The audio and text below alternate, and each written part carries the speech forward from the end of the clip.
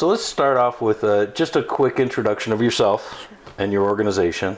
Okay, my name is Lucy Moya. Our organization name is called MMO. The long form is Myanmar Mizo Organization. Okay, great. Just a little bit of history. I did get the opportunity to go to Mizoram across the border and visit some of the refugee camps, and some of the video that we probably saw earlier and the slideshows were from that trip. And I know that really stirred something in me to get face to face with the people. Sometimes these things are halfway around the world. You don't have a connection. It's really hard to relate to. Yes. But seeing it in real life is tough. That's where my passion for this comes in. Can you maybe tell me where your passion lies in this? Since we are originally from Burma as immigrated here, even though we are here, a lot of our family members, more of them still are in Burma. But in 2000, as you know, 2000, there's a military coup, and then after that, the people don't want to go back to dictatorship. They want democracy. That's why. So when the military take over the power, the whole community, the whole region, the whole Burma, there is a revolution from the community. So the Burmese government, the military, the dictator, they don't want it. So they don't want people to go under their rules and law. So anyone who doesn't accept them, they bomb their house. They bomb the villages, the town. They kill people. They recruit, they force any way that they can. That's why a lot of people fled to India and then nearby country like Malaysia, Thailand, China, anywhere we can, because you cannot say when your life is going to be taken. As they burn down the houses, village, church, school. That's why there's not even proper education back there. All the schools are closed down.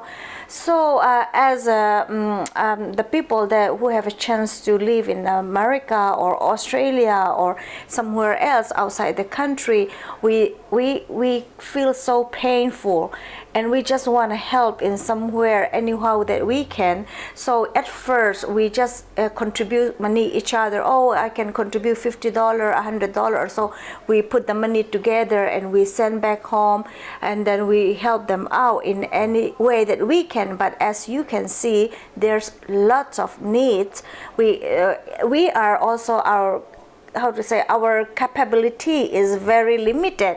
Our resources is very limited. We are a day-to-day worker, factory worker, labor. So we also have to pay our own bills, and here, as you know, here we survive. But at the same time, we cannot forget about our family and friends back home. We have been doing that for a long time, but at the beginning of this year, we kind of started thinking, how about just like phone call, oh, can you please donate $50 this month, all in kind of doing, instead of doing all those kind of things, why not just start a small organization and start doing like a rush sale, and also we will go to the farm, we will kill chicken, pig, and cow, and then we slices them, sell into people's house. Okay, since you're going to Walmart and buy meat from some club and those kind of thing, why not just contribute instead of just getting money, requesting them to donate money, instead of okay, we'll give you meat, how about you give us back $100? And so those things come up together, add up together, and that's how we send it back home, the need. For us, as you can see, we cannot, even we want to visit Burma, we cannot visit it right now, but we have the reliable people that we have back home, the leaders, as a refugee camp where you visit, they also have leaders that set up. So we talk to them directly. Sometimes they have internet, sometimes they don't have internet. We can only talk to them on a certain kind of times, because the government always shut down even the internet anyhow they want to, So that's why. So all the money that we collect, we send it back home, and that's how we organize, and that's how we started this Myanmar Mizo organization. Okay, great. In the need, I saw the Yes. need. The need is great. So much. And every little bit helps, like you Yes, said. a It's yeah. $50 here. It's and we're talking about people, and even within India, I saw a lot of this, right? Some Yes, folks yes, that yes.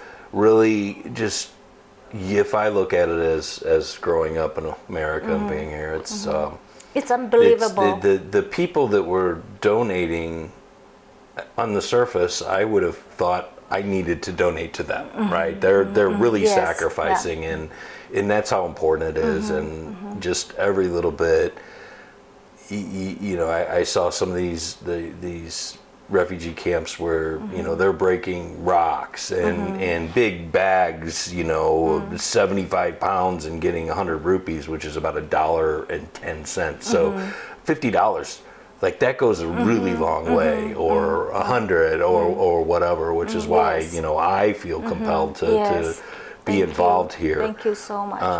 And so maybe we can talk a little bit then, just touch on, because I know recently you've actually incorporated it as a charity. Yes. So now it is official. Yes. You've got the government Yeah, documentations and all that magic Yeah. that really goes Yes. from being, hey, my friend here, or hey, I can by the way, thank you, the meat, I've had some myself, I've purchased some myself. It's actually a really Yes. good thing. But now you're legit. So maybe just touch on that a little Okay, bit. yeah. Since we're legit, what we wanted, what we would like to request to any organizations or any company or anyone who is willing to help and wanting to help us. We have a 501c3 now. It's a non-profit organization status.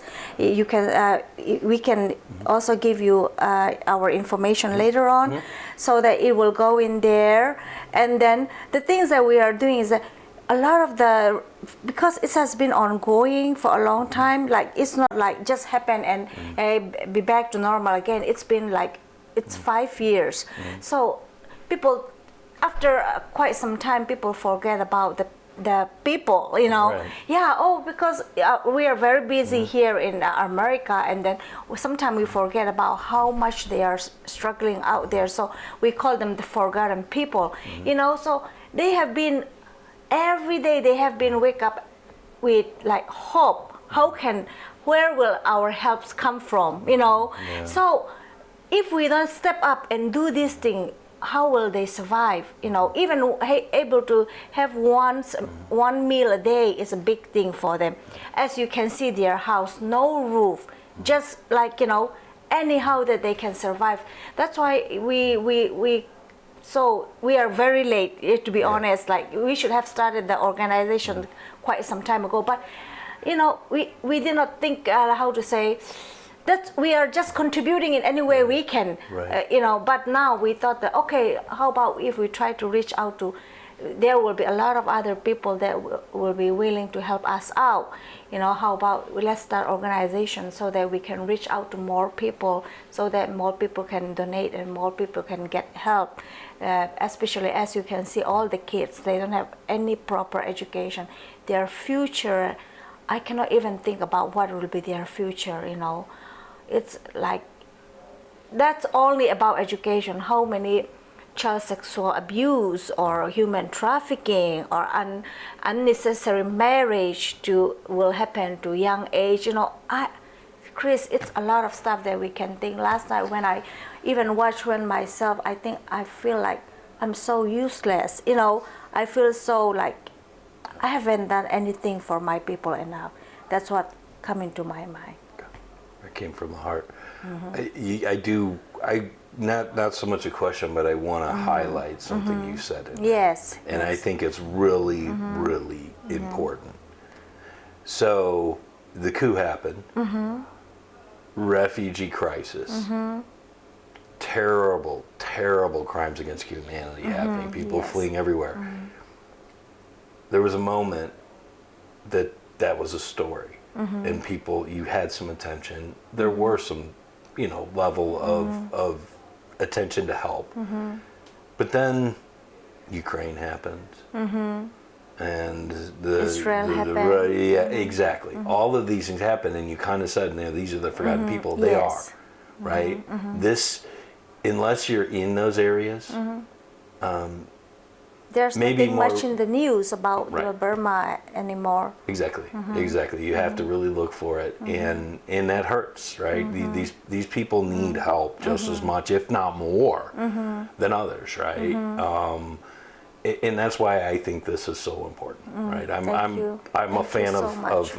as we refer to the underdog, right? The person who isn't out getting what they need and overshadowed by others. So I think this is a fabulous cause, and Thank you. I hope we can raise some money together. I Yes. hope that we can help some people together. And to your point, where it really hits home is the kids, Yeah. right? When I hear that there's no, the parents just don't have much hope for their future No. right now, and how we can get them in a better It's spot. very heartbreaking when you hear from a parent that I don't have any hope for my kids that's the worst kind of thing that can happen to a parents for the kids.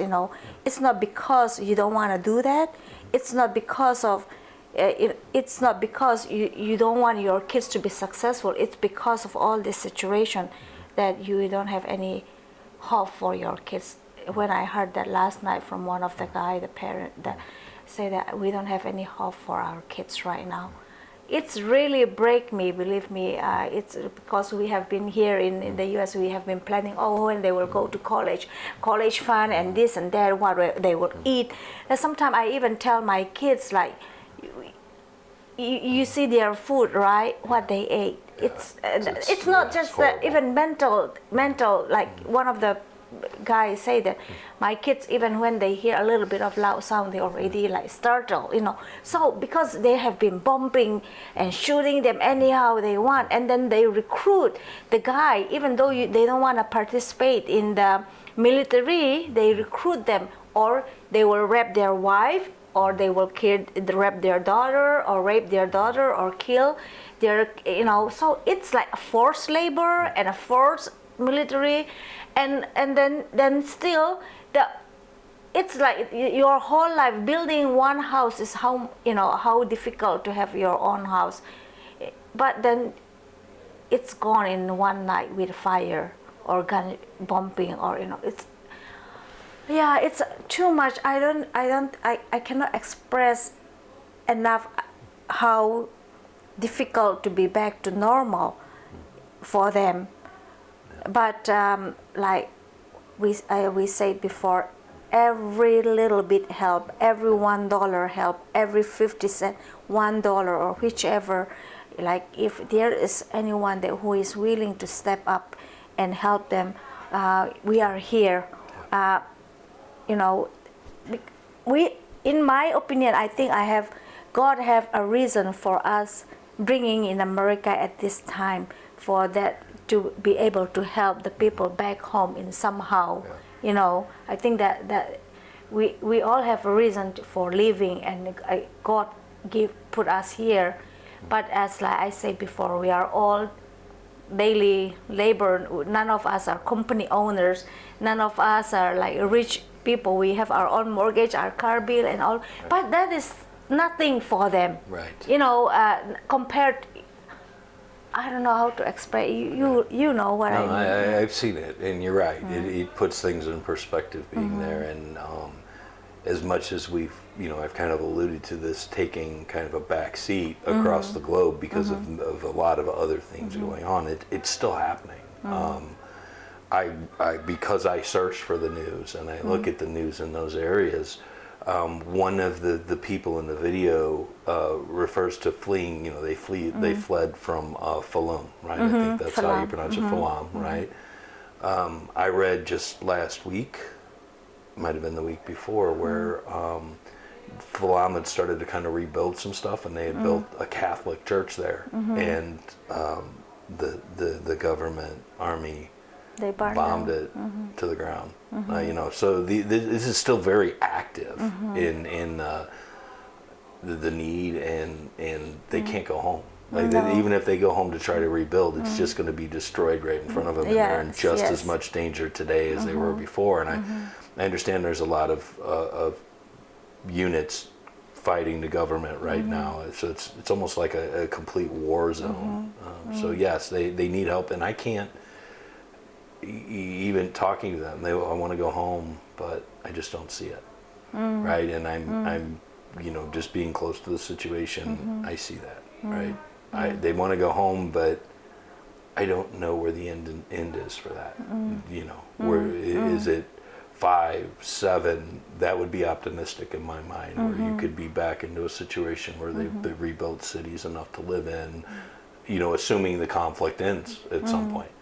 So there's a long-term need here, Yes. definitely, and it needs to remain. We need to keep helping because they want to work, they want to do things, but in the case of one of the camps that I went to, they have a few thousand refugees in a camp, and the town itself only had a couple thousand people in it. So all of a sudden, where does that work come from? First of all, Nowhere. and then other camps where just outside of say Aizawl, which is a much larger city, maybe a lot more opportunity there, but they speak Mizo and they speak English there, whereas a lot of the folks in the camp, the people in the camp, the refugees, they don't.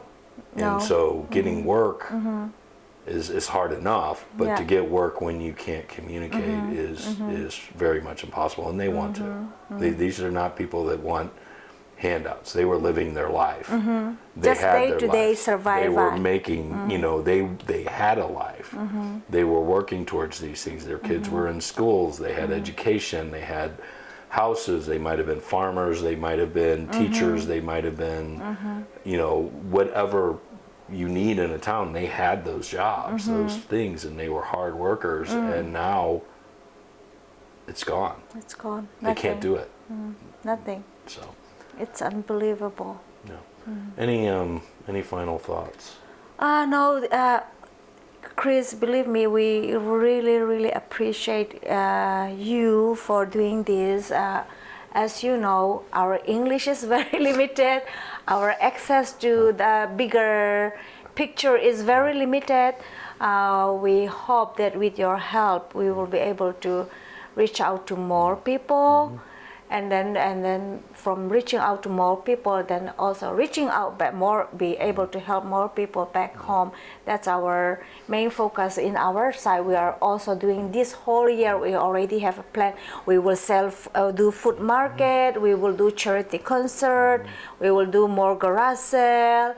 All those kind of things. Yes, we will do it, but we are trying to get money from the same people again and again. And I So, kind of go back to these are not people that are wealthy and well-to-do. These are people at month-to-month bills. This is our neighbors here. This is the neighbors. In fact, it's probably worse because a lot of the background has come from similar situations where you're starting from scratch in a new country. You don't have the roots. You don't have the advantages. So.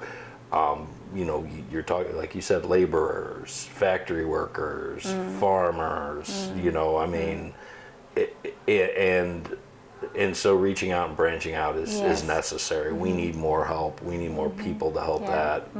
I've seen it firsthand. I hope that we can stress that enough that other people start to realize how much help is really needed here. And we need this fight for the underdogs. We need help here because they are the forgotten people. They're overshadowed right now. Anyway, I appreciate your time. Thank you. Thank you so much, and I hope we can do some good things together. Yes, thank you. And thank you anybody so much. that's watching, I hope it drives you to give a few dollars. We talked about it. 100 rupees is about $1.50. They're not even getting that every day. So every bit that we can do to help, it's going to help this. So anyway, thank you so much. Thank you.